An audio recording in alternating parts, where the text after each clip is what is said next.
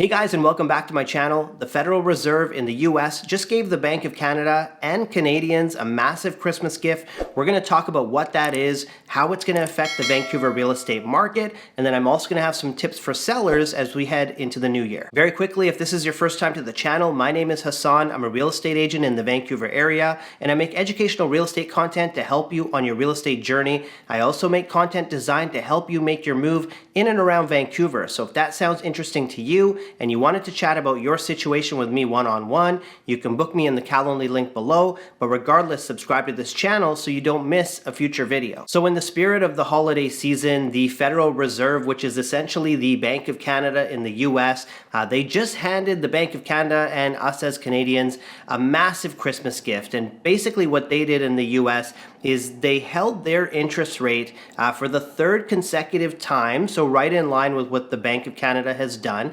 They also indicated that they're expecting to make up to 3 rate cuts next year. Now, the reason why this is such a significant gift, if you will, to the Bank of Canada is one of the fears of the Bank of Canada when it comes to interest rate is not staying in line with what's happening in the US, because that negatively can affect our dollar if we're not staying in line with how interest rates are being adjusted in the US. So the fact that the US Federal Reserve has come out and basically said we're done hiking and we're looking at how we're going to cut rates next year and the necessity to cut rates, that has basically given TIF and the Bank of Canada a huge sigh of relief in that, you know, their plan to also cut rates next year, it's not going to be complicated by anything that's happening in the US. So we have the two countries, Canada and the US, staying, you know, in step with each other when it comes to interest rates. So it's a big gift to the Bank of Canada because they can continue doing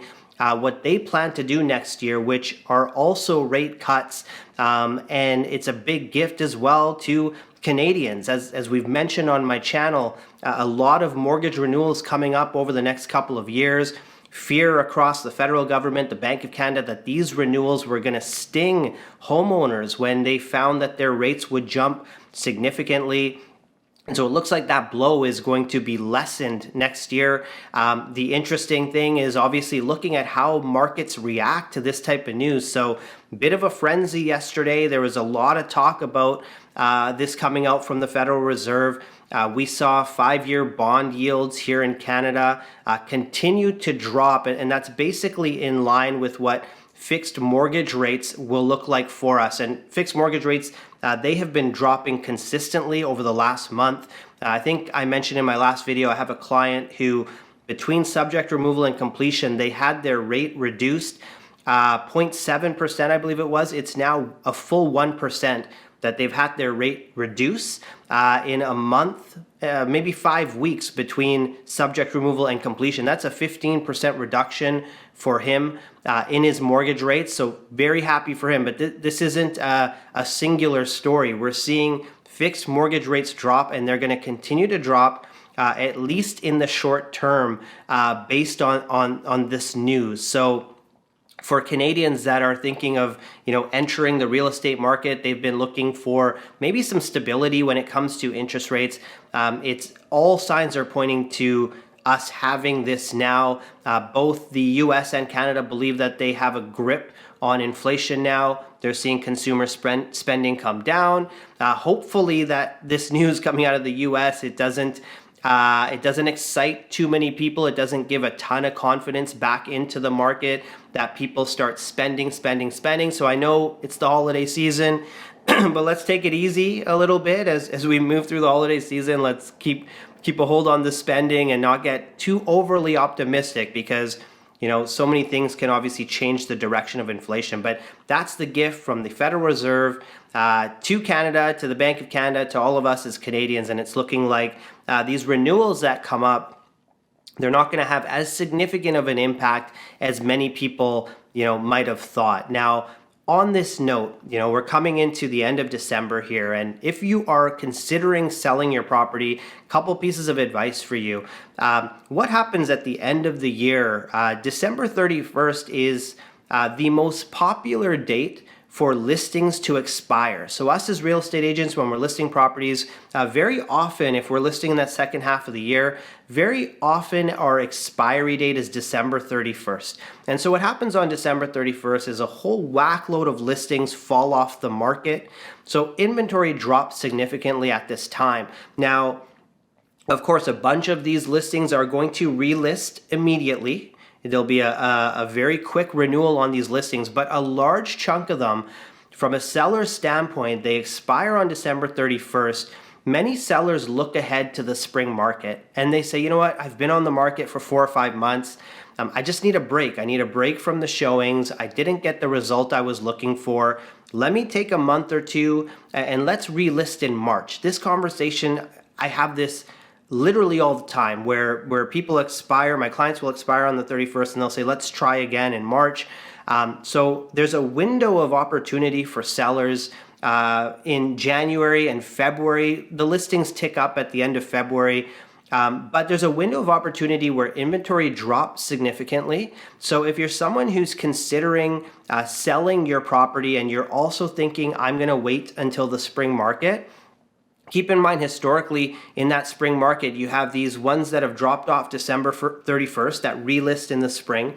Then you have fresh listings as well. So listings always tick up, meaning that your competition will tick up. I feel like this year, especially with the way fixed mortgage rates are trending downwards and have been over the last month, I feel like January is going to be a perfect storm for sellers that hit the market and price themselves correctly. A lot of the listings that I'm seeing on the market right now that I'm targeting with buyers, they're still overpriced. There's still sellers thinking that they can get prices, peak prices from a long time ago. There's not a lot of pain in the market. There's not a lot of desperate sellers out there, and there's a lot of sellers that are holding on to very high prices. So if you price yourself correctly, I really think January, February is a great opportunity for you. I think if you are a detached homeowner who's thinking, perhaps you're thinking of downsizing or you're thinking of selling a detached home, I think that opportunity exists as well in January, February to take advantage of some of these housing policy changes that have come into play with multiplexes and transit-oriented development. I can tell you right now that if you own a detached home in the Metro Vancouver area, your property value has changed based on the last month and a half. So if you're trying to determine, what is my property worth today, you can always send me a message. Make sure you reach out to an agent who actually understands all of these changes that are happening. Because if people aren't paying attention, this is the homework that us as realtors need to do to make sure we're valuing properties correctly and we're servicing sellers and buyers correctly. So just understand that if you're selling a detached property, things have changed, but they've changed in your favor. If you're selling any property, you may want to take advantage of this January, February window, because again, I think there's going to be a little bit lower inventory. I think rates are going to be favorable, advantageous. Not just myself, but many agents that I talk to, they're seeing their buyer activity tick up significantly in the last 2 weeks, 3 weeks. For me, it's been about a month, 5 weeks where I've had, plenty of consultations with buyers that really want to jump out the gate in January. And I expect after the news from yesterday, this is only going to increase. So sellers, take advantage of Q1 and buyers, get your ducks in a row, because as these rates come down, more and more buyers are kind of heading into the market. So looking into the new year, with all of this optimism and positivity so far in the market, and a lot of people have been searching for stability. I've said it before, I'm very optimistic about what's going to happen next year. I don't expect prices to go gangbusters because affordability is always going to be a thing, right? Interest rates, yes, they affect market values of real estate, but let's not kid ourselves. We're not going to see bottom of the barrel interest rates for a long time. Like, unless we see another pandemic, it's not going to happen. So interest rates can only do so much. And obviously with the stress test and mortgage approvals, people aren't necessarily getting approved for as much home as they would like. So I don't think prices are going to skyrocket, but I do think that activity is going to uptick. I do think supply in some cases, especially spring, will uptick as well, depending on where you're at. But I'm incredibly optimistic about what's going to happen next year. Guys, this is going to be the last video for me of this year unless something unforeseen happens, some crazy news from the provincial government. I may do a video on that, but this is likely me signing off for the year. I just wanted to take a minute and thank each and every one of you that watches my channel, likes the videos, shares the videos, subscribes, leaves me comments, both positive and negative. Believe it or not, I appreciate all of it. I appreciate all of the feedback, and I appreciate all of you for having watched and hung around for the full year. I want to wish you and your families and your loved ones a very Merry Christmas. If you do celebrate Christmas, I want to wish you a very happy holiday season, a safe and prosperous new year. However you choose to spend the holidays, whether that's with family, friends, on your own. I just hope that you are spending it the way you want to spend it, and that it's a very, very happy holiday season for you.